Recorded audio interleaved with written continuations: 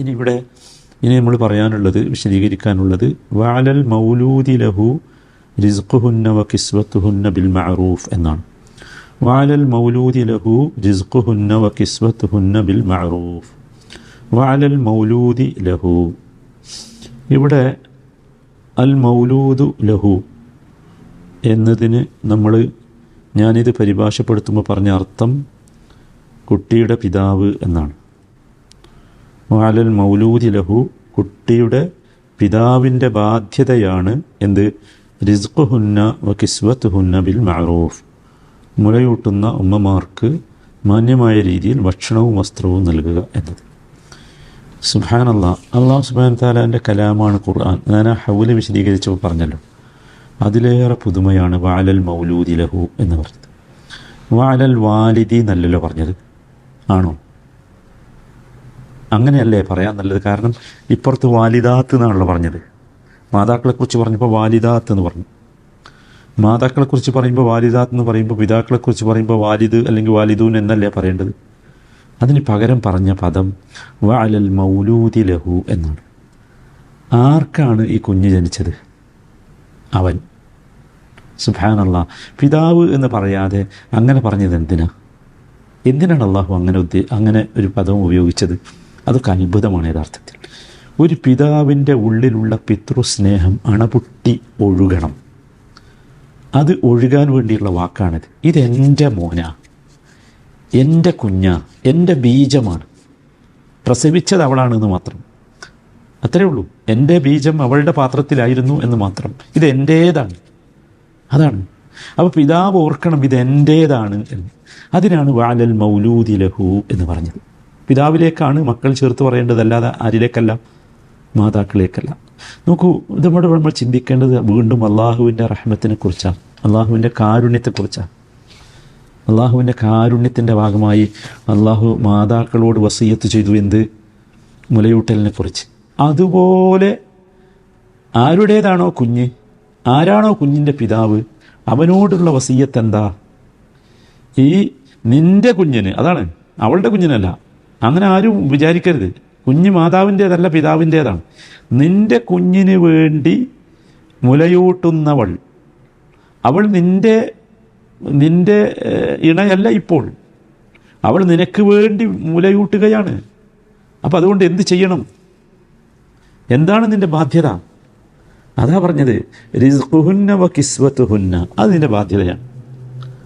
അവൾക്ക് ആവശ്യമായ റിസ്ഖ് നൽകണം, അവൾക്ക് വസ്ത്രം നൽകണം. കുട്ടിക്ക് ഏതായാലും കൊടുക്കണം, അതിവിടെ പറയേണ്ടതില്ല. കാരണം കുട്ടി ഈ പിതാവിൻ്റേതാണ് എന്ന് അർത്ഥശങ്കക്കിടമില്ലാത്ത വിധം പറഞ്ഞു. അതിൽ ഇനിയൊരു സംശയം ഉണ്ടാണ്ട, അത് പിതാവിൻ്റേതാണ്. മനസ്സിലായില്ലേ? ഇവിടെ നോക്കൂ, ഇവിടെ ഈ മാതാവിന് യഥാർത്ഥത്തിൽ ഈ കുഞ്ഞിനെ മുലയൂട്ടുന്ന സമയത്ത് ഒരുപാട് പ്രതിബന്ധങ്ങളുണ്ട്. മറ്റൊരു വിവാഹത്തിലേക്ക് പോകാൻ സാധിക്കില്ല. കാരണം മറ്റൊരു വിവാഹത്തിലേക്ക് പ്രവേശിച്ചാൽ അതിലുള്ള ഇണക്ക് അല്ലെങ്കിൽ വരന് ഒരു പക്ഷേ ഈ കുഞ്ഞിന് മുലയൂട്ടുന്നത് ഇഷ്ടമായിക്കൊള്ളണമെന്നില്ല.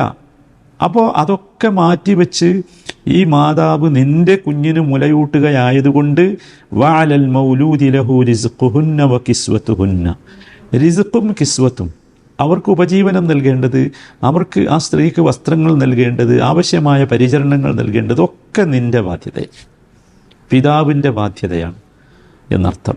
അപ്പോൾ ഹദാനത്ത് ഹഖുൽ ഉമ്മാണ്. കുട്ടിയെ മാറോട് ചേർത്ത് പാല് കൊടുക്കുക എന്നത് ഉമ്മയുടെ കടമയാണ്.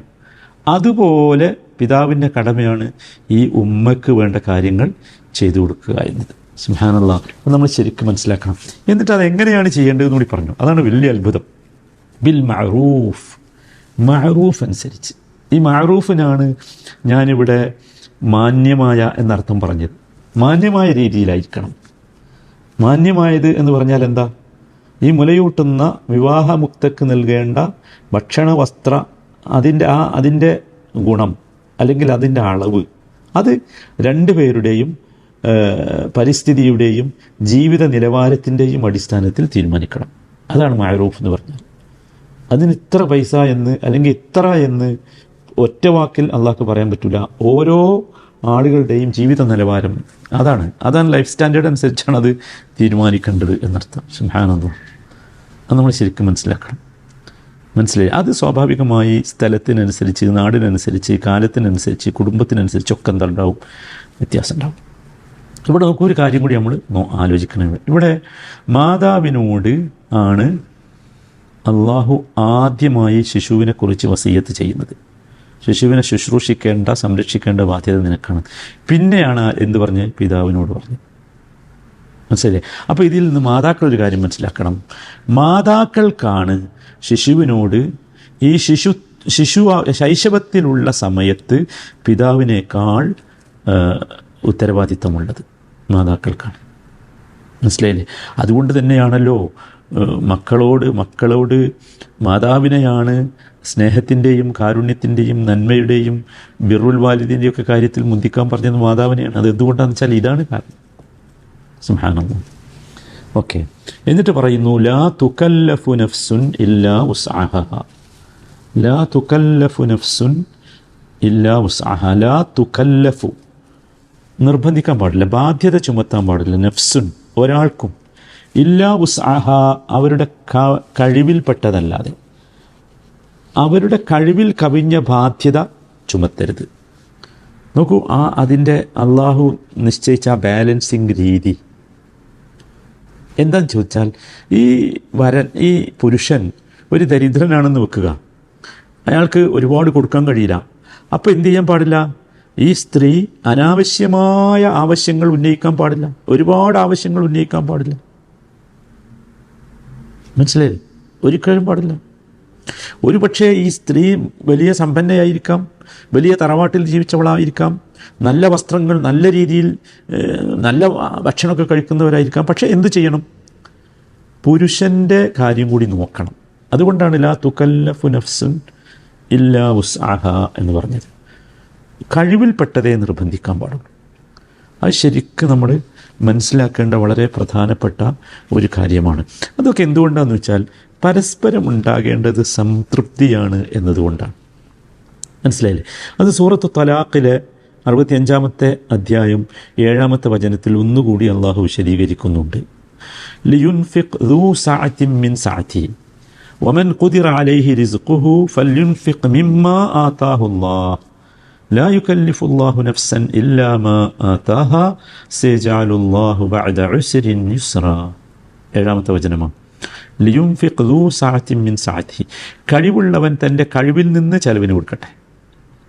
വമൻ ഖുദിറ അലൈഹി റിസ്ഖുഹു, വല്ലവനും തൻ്റെ ഉപജീവനം ഇടുങ്ങിയതാണെങ്കിൽ ഫൽയുൻഫിഖ് മിമ്മാ ആതാഹുല്ലാഹ്, അള്ളാഹു അവന് കൊടുത്തതിൽ നിന്ന് അവൻ ചെലവിന് കൊടുക്കട്ടെ. അപ്പോൾ അതിൻ്റെ പേരിൽ കേസിന് പോയി ഇയാൾ ആകെ മുടിഞ്ഞു പോകുന്നൊരവസ്ഥയിലേക്ക് ഒരിക്കലും ഒരു സ്ത്രീ പുരുഷനെ മാറ്റാൻ പാടില്ല എന്നർത്ഥം. അത് വളരെ ഗൗരവത്തിൽ ശ്രദ്ധിക്കേണ്ട. ഇപ്പോൾ നമ്മുടെ നാട്ടിലൊക്കെ അങ്ങനത്തെ ഒരുപാട് സമ്പ്രദായങ്ങളുണ്ട്. വക്കീലാണ് നിശ്ചയിക്കുന്നത് എത്ര വേണമെന്നുള്ളത്. അത് വക്കീലിന് കിട്ടുന്ന കമ്മീഷൻ്റെ അടിസ്ഥാനത്തിലായി മാറിയിട്ടുണ്ട്. അതില്ല. ലാ യുകല്ലിഫുല്ലാഹു നഫ്സൻ ഇല്ലാ മാ ആതാഹാ, ഒരാളോടും അള്ളാഹു അയാൾക്ക് കൊടുത്തതല്ലാതെ നൽകാൻ നിർബന്ധിക്കുകയില്ല. അതാണ് ഖണ്ഡിതമായ നിയമം. സയജഅലുല്ലാഹു ബഅദ ഉസ്രിൻ യുസ്റാ, അള്ളാഹു ഞെരുക്കത്തിന് ശേഷം സൗകര്യം ഏർപ്പെടുത്തി കൊടുക്കുന്നതാണ്. അതുകൊണ്ട് ഒരിക്കലും പെണ്ണുങ്ങൾ എന്ത് ചെയ്യാൻ പാടില്ല? ആവശ്യമില്ലാത്ത കാര്യങ്ങൾ ഉന്നയിക്കാൻ പാടില്ല എന്നർത്ഥം. അത് ശരിക്കും നമ്മളൊക്കെ മനസ്സിലാക്കേണ്ട വളരെ പ്രധാനപ്പെട്ട.